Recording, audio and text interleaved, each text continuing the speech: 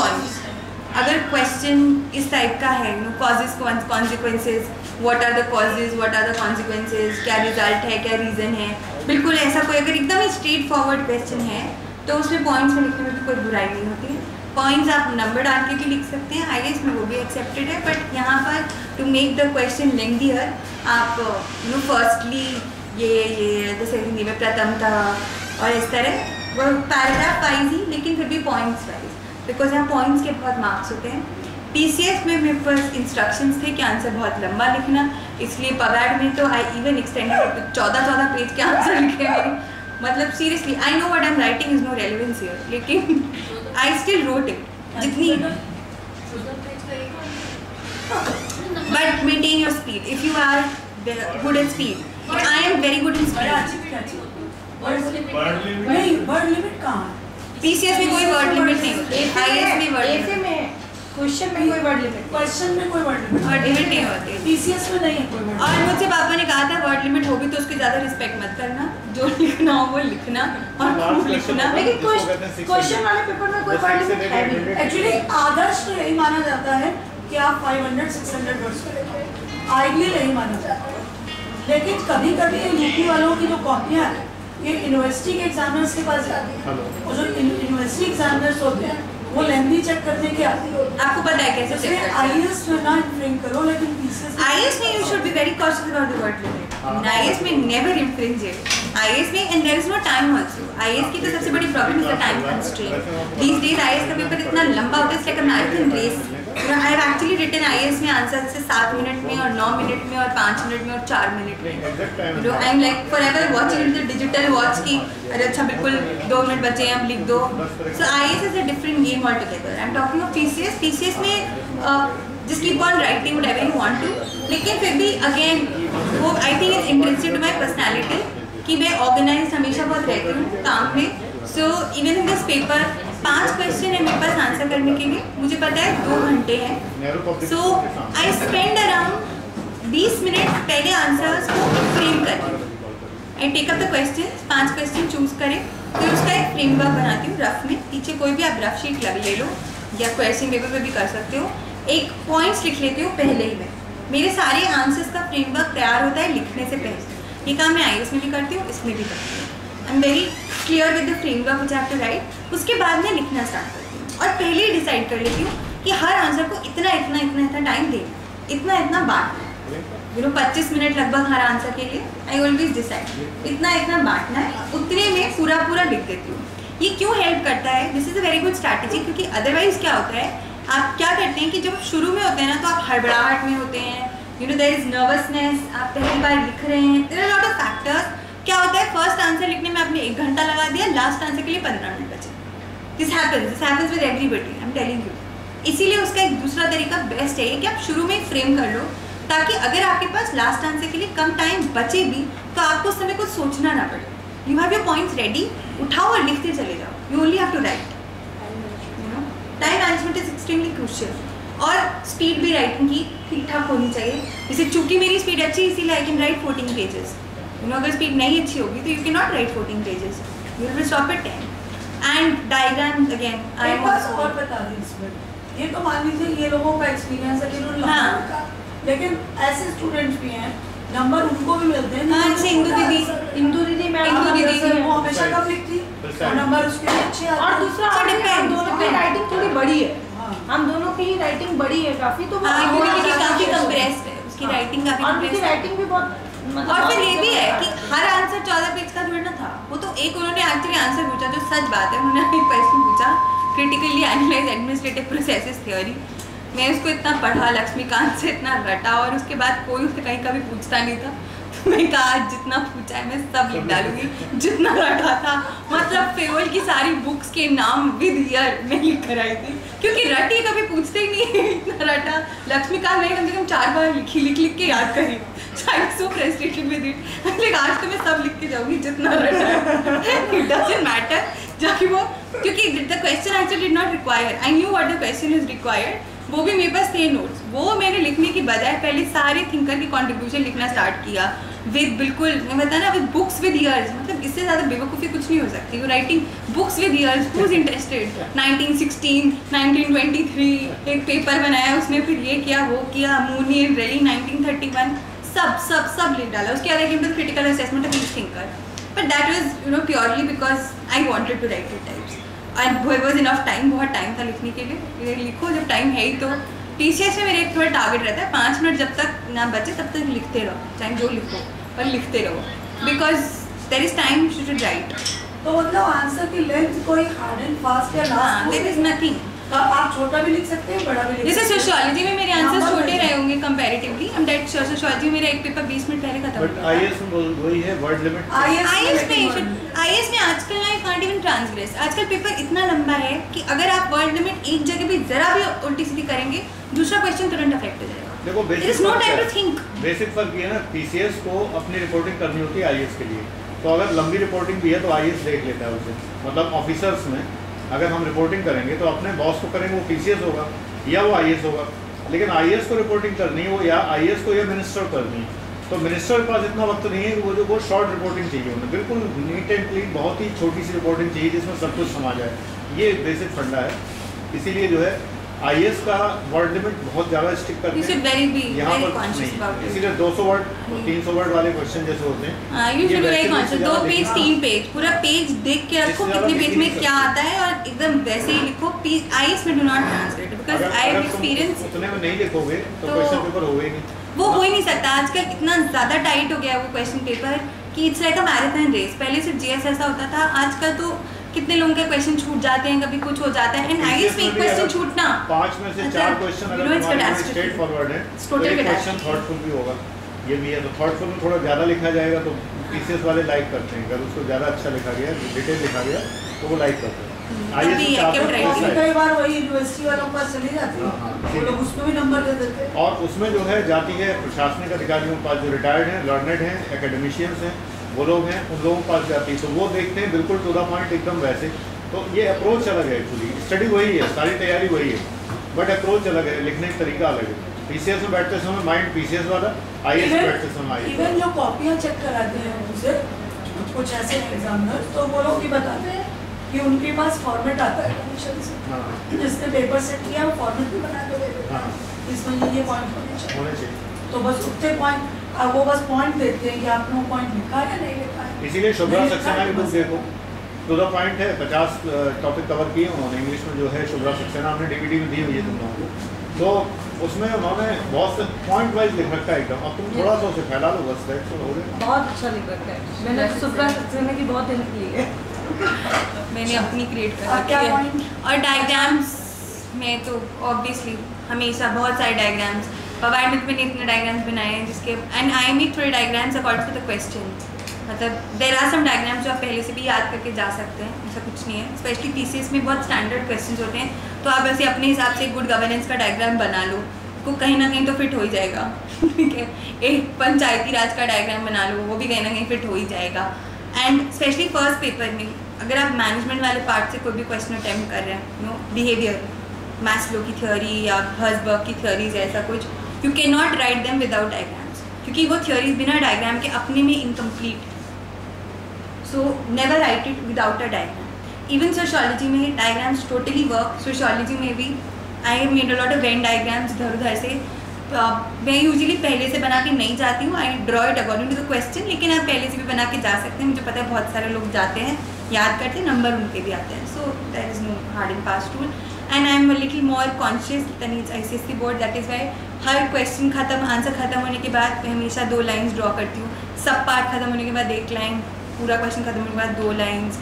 Space जितनी होती है वो छोड़ती हूँ, PTO लिखती हूँ, नेक्स्ट फ्रेश पेज से स्टार्ट करती हूँ। दिस इज स्कूलिंग में भी, दिस इज इम्पॉर्टेंट। पता नहीं, I was the examiner, it would matter to मी।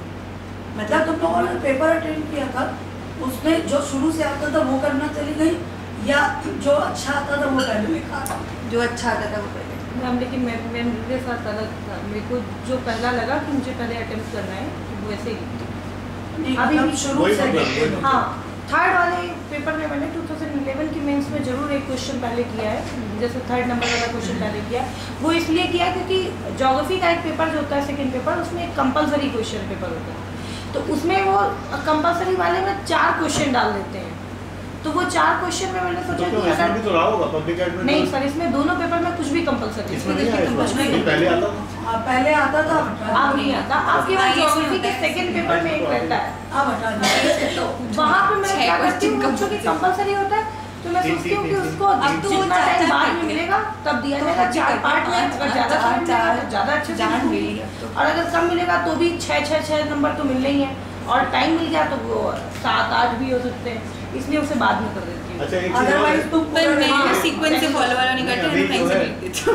मैं वो IAS भी प्री क्वालिफाई किया है, तो IAS की स्ट्रेटेजी इन लोगों को बताओ तो CSET की, सब CSET के लिए सब परेशान करते हैं। CSAT GS तो बता सकती हूँ, CSAT I am a very wrong person to ask because I have not studied anything for CSAT, तो I am a very wrong person. नहीं सीरियसली, मतलब ये तो पूरे अपनी ग्राउंडिंग है, but I would say in general for GS and CSAT पहले तो खुद भी देख लो थोड़ा कि आपकी मैथ्स कितनी अच्छी है कितनी नहीं है। पहली बात तो उससे बहुत डरो मत, कि I have seen a lot of fear CSAT के लिए, स्पेशली हिंदी मीडियम लोगों में। डर रहे थे लास्ट ईयर, 2 ही क्वेश्चन को डरना करने का है ही नहीं। मैथ्स के 2 ही क्वेश्चन। आपको पता है क्या हुआ है? I will tell you. 2010 के प्रीलिम्स के पेपर में IAS में 25 क्वेश्चन थे मैथ्स और रीजनिंग से, ठीक है। 2011 में वो उस पेपर से हटा दिए, दूसरे पेपर में डाल दिए, और इस बार 25 नहीं सिर्फ 5 ही पूछे। So in fact it's an advantage. क्या करते रहे MBA वाली वो कैट वाला, please do not follow Delhi at all. I mean you know Vajiram booklets और anything, don't even look at them, it's absolute crap. वो आपका सिर्फ और सिर्फ टाइम बर्बाद करेगा। वो कहेंगे पूरी अरुण शर्मा कर डालो, आप कैट दे रहे हो कि सिविल सर्विसेज दे रहे हो, देयर इज अ डिफरेंस। इतना पागल नहीं है हमारा कमीशन कि वो कैट की चीज़ें पूछने लग जाए। मैं आपको बता रही हूँ, अगर आपको 10th तक की मैथ्स आती है, अगर आपने इनफैक्ट मैंने जो किया था वो तो पिछले सालों के जो पेपर्स हैं IAS के, उसके जितने मैथ्स और रीजनिंग के क्वेश्चन थे। यूपी का पेपर इसमें बहुत काम का है। यूपी मेंस का जो पेपर होता है उसमें सेकंड पेपर में GS में 50 क्वेश्चन होते हैं मैथ्स और स्टैट्स के। वो आपको जितनी पुरानी पेपर्स मिली वो सॉल्व करो, दे रियली है इस लेवल से ऊपर। I do not think the paper will ever go, I really do not think. जो लेवल पहले था मैथ्स का CSAT में भी वही आएगा, उससे ज़्यादा नहीं जाएगा। जैसे आई टेल यू, जो हाईएस्ट लेवल गया है मैथ्स का IAS में वो 2008 के पेपर में गया है। 2008 के पेपर में कुछ 5 क्वेश्चन है, उसमें से 3 एकदम इनसॉल्वेबल क्वेश्चन हैं, किसी से सॉल्व वॉल्व होते नहीं है वो, इसलिए उन पे तो छोड़ दो। वो एक देखना, एक ऐसे ऐसे बना रखा है एक चौकोर, फिर उसमें पूछते हैं इसकी क्या प्रोबेबिलिटी है। उसमें मैंने जितनी बार आंसर निकाला है, हर बार अलग आंसर निकलता है, कभी 108 निकलता है, कभी 81 निकलता है, कभी कुछ निकलता है, कुछ निकलता है। These question are only meant to waste your time. ये क्वेश्चंस कभी भी सॉल्व करने के लिए नहीं होते हैं, इसलिए इन क्वेश्चन से मत घबराओ, जो आता है उस पर ध्यान दो। CSAT वैसे भी मैथ्स के बारे में कम है, क्वेश्चन जो ज़्यादा आएंगे वो तुम्हारे डेटा इंटरप्रिटेशन और इस सब पे आएंगे, which I tell you is the rule, क्योंकि वो बहुत ही ईजी काम है। 14 एक ग्राफ दिया है, अच्छा ही यूनिट में 1.5 यूनिट है खाली रीजनिंग और मैथ्स, बस 1.5 यूनिट है। और उसमें भी आई टेल यू इतना ईजी काम है, वो एक ग्राफ बना है, उसमें ऐसे दिया हुआ है इस ईयर का इतना प्रोडक्शन, उस ईयर का इतना, उससे 4 क्वेश्चन फॉलो कर रहे हैं, सारे क्वेश्चन के आंसर उसी ग्राफ में। तो आपको क्या सीखना है? थोड़ा सा ग्राफ को रीड करना, which is a very very easy task, वो बहुत ही इजी काम है। तो CSAT से डरना बिल्कुल भी नहीं चाहिए। CSAT is a very easy thing, rather उसने आपका बर्डन कम कर दिया है। लेकिन फर्स्ट पेपर बहुत अच्छा तैयार हो, कंपटीशन बहुत अच्छा तैयार हो, that is true. 12 I would say कि अगर आप 12 घंटे रोज पढ़ रहे हैं, 9 hours GS, 3 hours CSAT is enough. और अगर आपको लगता है आप मैथ्स में थोड़े वीक है ज़्यादा, तो भी 8 hours GS, 4 hours CSAT is enough. अगर आप मैथ्स जिसकी बहुत वीक है तो वो बिल्कुल ही छोड़ दे बस। हाँ बिल्कुल ही छोड़ दो। मतलब आई वुड से अगर मई में IAS का पेपर होता है तो आई वुड स्टार्ट प्रिपेयरिंग इन दिसंबर जनवरी से टोटली। तो अगर आप दिसंबर जनवरी से लेकर अप्रैल तक रोज़ अगर आप 2-3 घंटे अगर आप CSAT के लिए दे रहे हैं, I mean that is more than enough. इससे ज़्यादा क्या करोगे? This nothing to study more than it. उससे ज़्यादा उसमें पढ़ने के लिए कुछ ही नहीं है। उसमें जो सबसे इंपॉर्टेंट बात है कि इनको पेपर सॉल्विंग है। आपको ऐसे पेपर जहाँ भी मिले, SSC वाले, यही मैंने जो UP पे वाले बताए, CSAT की जितनी बुक्स आई हैं उसमें जितने पेपर्स हैं, ये वाली जो बुक्स हैं TMH की और पियर्सन वगैरह की, उसमें जो पेपर हैं, जहाँ से जो पेपर मिले उसको सॉल्व कर लो, and that is enough, that's like more than enough. But मैंने मतलब कुछ भी नहीं प्रिपेयर किया था, but then that's okay, that's my own grounding, because I am stats honours, तो you know I did not need to. But otherwise I think this much is enough, क्योंकि मैंने और लोगों को भी देखा है क्लियर करते हुए, जो ह्यूमैनिटीज़ बैकग्राउंड से भी हैं, उनको भी देखा है क्लियर करते हुए। ज़रूरी नहीं हर किसी की स्पीड उतनी ज़्यादा हो, साथ साथ आपकी थोड़ी स्पीड कम होगी, स्पीड की थोड़ी प्रैक्टिस करो, लेकिन ऐसा नहीं है कि टोटल कोई स्पीड टेस्ट है या कुछ ऐसा है। जो लोग डरा रहे हैं कि एकदम बैंक पीओ आ गए आपके पास। इंग्लिश डैम इजी, मतलब इंग्लिश इससे इजी नहीं आ सकती, इससे कहीं ज़्यादा डिफिकल्ट इंग्लिश आपके आईएएस के मेंस का जो क्वालिफाइंग पेपर होता है इंग्लिश उसमें आती है। उसमें एक बार इंडियन एक्सप्रेस का एडिटोरियल रख दिया था उठा के कॉम्प्रिहेंशन में। सो ये कोई डरने वाली बात नहीं है, वो जो चीज़ मेंस में आने वाली थी उसी का थोड़ा सा slice they giving you in the beginning. तो एनीवेज पढ़नी थी आपके लिए और अच्छा है, क्योंकि बाद में जो पढ़ना पड़ता है वो पहले थोड़ा सा पढ़ ले रहे हो। So there is nothing to worry, कुछ भी सोच के एक बात और नया पेपर इंट्रोड्यूस किया था तो स्टूडेंट को सीसैट फोबिया भी था। हर व्यक्ति को लग रहा था जैसे सीसैट पढ़ने के क्या कोचिंग फोबिया। अच्छा, और कोचिंग बहुत सारे हमने वहाँ भी देखा है। हाँ, आई नो दिल्ली में तो you no it is very bad, but CSAT से जो भी जो है वो कॉमर्स ही पढ़ा रहा है, वो मतलब career launcher has gone mad. वो सीसैट तो सीसैट जीएस के क्वेश्चंस दे रहे हैं आजकल रोज न्यूज़पेपर में। आई एम लाइक वाओ, मतलब you really know what to do, very nice. You teaching for MBA, you tell us what to do for civil. वो भी तुमने किसी ने दिखाया था करियर लॉन्चर पे, प्रेमचंद ने दिखाया था उस दिन, क्या किसने क्वेश्चन दिए थे? नहीं, जो उसने अनिल ने बहुत ही सिली क्वेश्चन पीडीएफ भेजा था कैरियर लॉन्चर क्वेश्चन, कितने बकवास क्वेश्चन थे, बहुत ही silly question. I see in the newspaper every day they come up with GS questions, they are really silly. कोई भी कभी आईएएस में से क्वेश्चन नहीं पूछेगा, they are not able to come up with the standard. After all they teach for MBA, they are not meant for teaching civil services. But GS in that case yes, be very thorough with GS. GS के लिए एक बात I would say कि जब आप अपना prelims के लिए पढ़ते हैं जीएस के लिए, जीएस ऐसे पढ़ो कि वो प्रीलिम्स और मेंस दोनों के लायक हो। जैसे अगर आप दिसंबर से या नवंबर से स्टार्ट करते हैं अपनी प्रीलिम्स की एकदम फोकस प्रीलिम्स की तैयारी, देन मार्च तक यू शुड स्टडी जीएस ऐसे कि वो थोड़ी थोड़ी मेंस की भी कवर होती जाए। क्योंकि अब क्या होता है कि चूँकि आप पहले ऑप्शनल नहीं पढ़ते हैं, ऑप्शनल एकदम सिरे से जून से स्टार्ट होता है, मई से स्टार्ट होता है, तो मेंस तक ऐसा होता है जो रियलिटी होती है कि दोनों ऑप्शन एकदम सर पे नाचते रहते हैं, उससे बोलना चाहिए, and you have no time to study GS. GS के लिए आपको बस इतना टाइम मिलता है आप करंट अफेयर्स अपडेट कर सकते हैं। So it's better to study GS बहुत ही होलिस्टिकली, बाद में भी काम आती है, पहले भी काम आती है। और वैसे भी आजकल आईएएस में प्रीलिम्स और मेंस की जीएस में डिफरेंशिएशन हो गया खत्म। दोनों में एक ही जैसी बातें पूछते हैं, जो प्रीलिम्स के लिए पढ़ो वो मेंस में पूछते हैं, जो मेंस के लिए पढ़ो प्रीलिम्स में पूछते हैं। So you never know what is going to happen, इसलिए जीएस ऐसे पढ़ो एकदम holistically. India yearbook very important, read it 5 times before prelims. Like इस बात से बिल्कुल मत जाओ कि इससे क्वेश्चन आ रहे हैं कि नहीं आ रहे हैं, you know all this stupid trend analysis will give you nothing. क्योंकि द पॉइंट इज कि 2000 लुक एट द पेपर्स 2009, 10, 11 तीनों साल के पेपर जीएस के, is there any commonality between the three? तीनों पेपर एकदम डिफरेंट है। 2009 and 8 में इंडिया ईयरबुक से 40 क्वेश्चन है। I have counted it myself, sat and counted it, 35 to 40 question. 2010 there were question, लोग उसे समझ नहीं पाए कि इंडिया ईयरबुक से, क्योंकि वो इतने डीप थे इंडिया ईयरबुक से। Ramsar convention question, everything was from, there were lot of question, I can count 12 to 15 question from India yearbook, लेकिन वो समझ नहीं आए थे कि इंडिया ईयरबुक से, क्योंकि वो इतने डीप हो गए थे। फिर 2020 के मेंस में क्वेश्चन पूछे, वो भी इंडिया ईयरबुक से पूछे। डिफरेंस बिटवीन नवोदय विद्यालय और क्या था, कौन सा विद्यालय, केंद्रीय विद्यालय, फिर कौन से प्राइजेस के बीच में डिफरेंस, इंडियन एग्रीकल्चर ICAR का जो उन्होंने पूछा था, रिव्यू इट क्रिटिकली असेस, वो भी एग्रीकल्चर चैप्टर से था। इकोनॉमिक सर्वे से ऐसे आई टेल यू, यहाँ से और यहाँ ऐसे था एक पेज, यहाँ से क्वेश्चन आया था इकोनॉमिक सर्वे से। So these cardinal things like IAS I tell you is less about secondary sources, more about primary sources.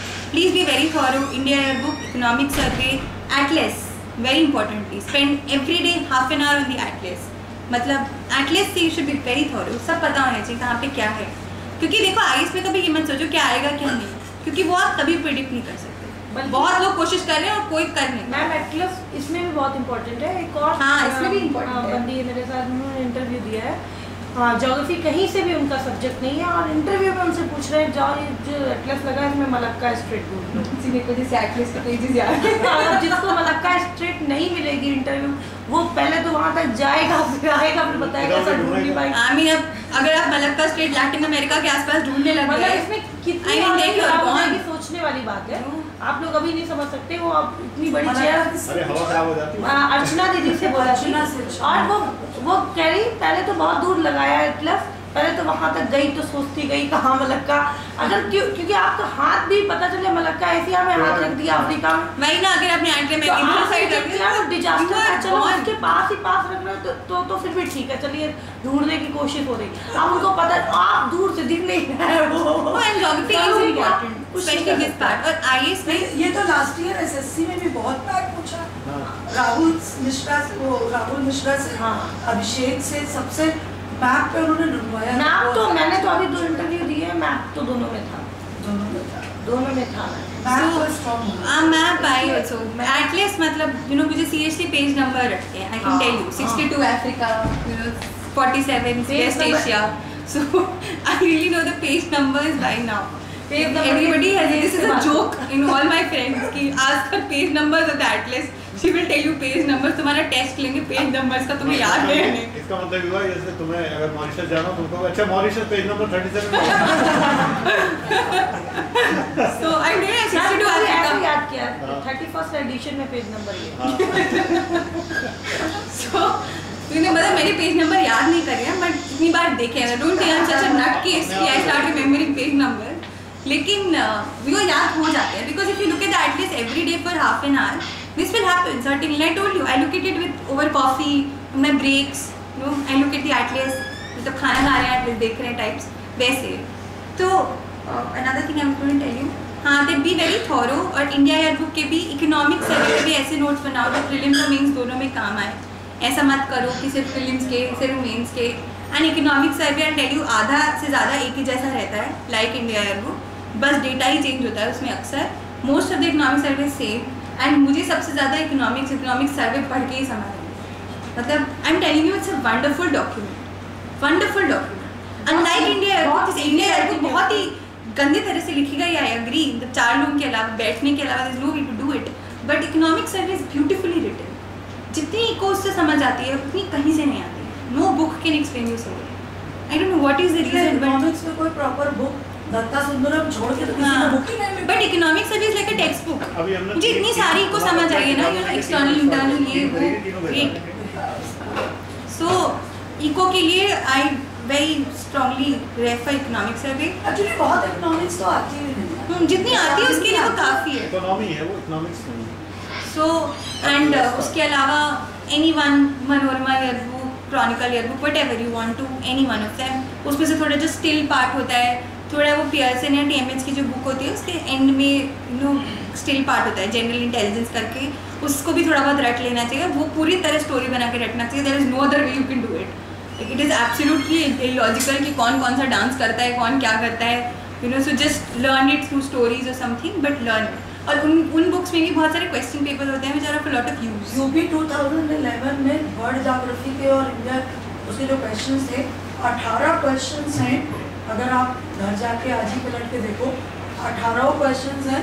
कहाँ कौन सा मिनरल ज़्यादा है, कहाँ कौन सा वो ज़्यादा है और कहाँ वो सा 18 क्वेश्चन होंगे। और यही स्टिल ज्योग्राफी सिंपल सब एटलस और उसके वही क्वेश्चन पॉपुलेशन और सारे question.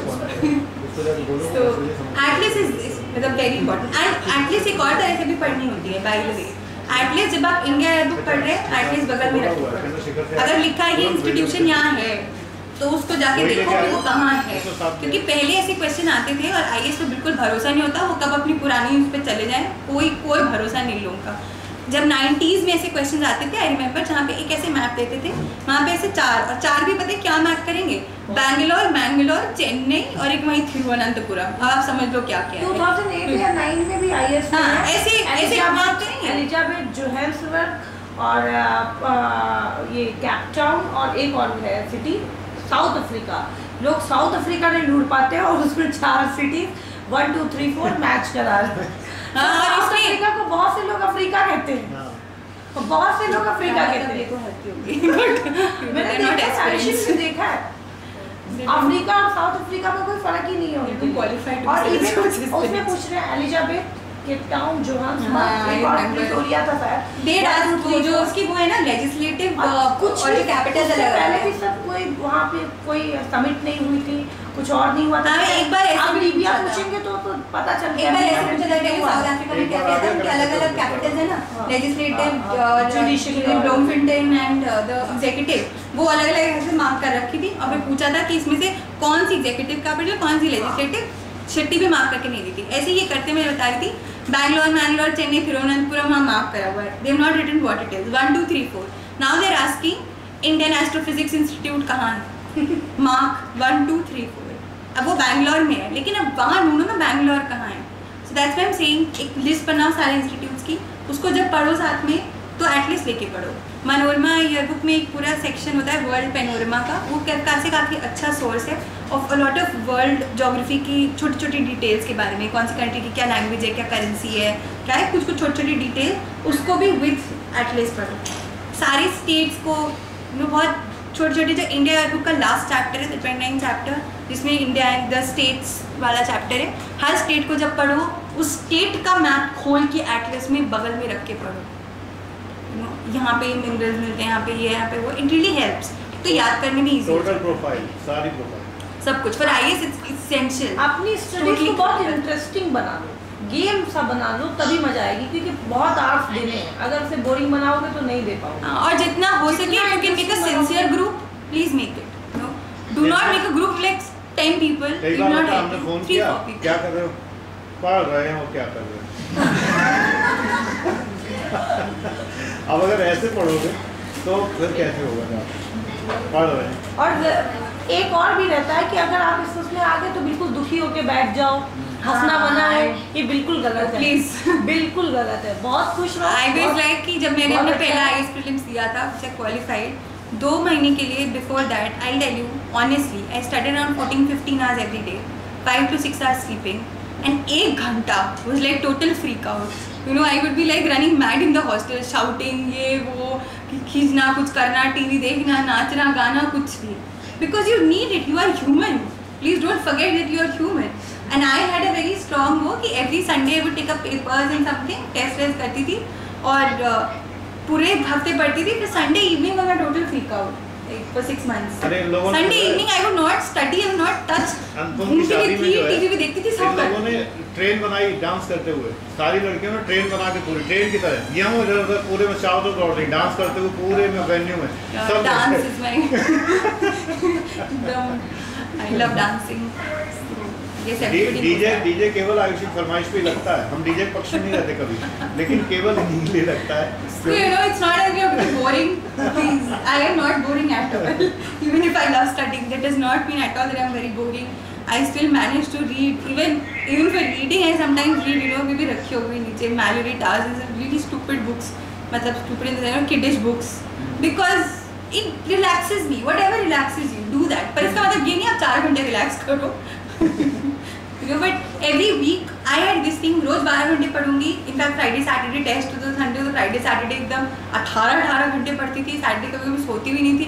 But Sunday evening I have to freak out, मतलब बाहर जाना है, घूमना है, टीवी देखना है, सब करना है ही है। और एक दिन हफ्ते में बिना अलार्म लगाए सोना है।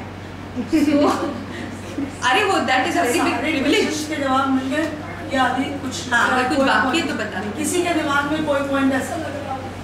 तुमने भी जो पूछा कर मैं वो बताएंगे। Anybody?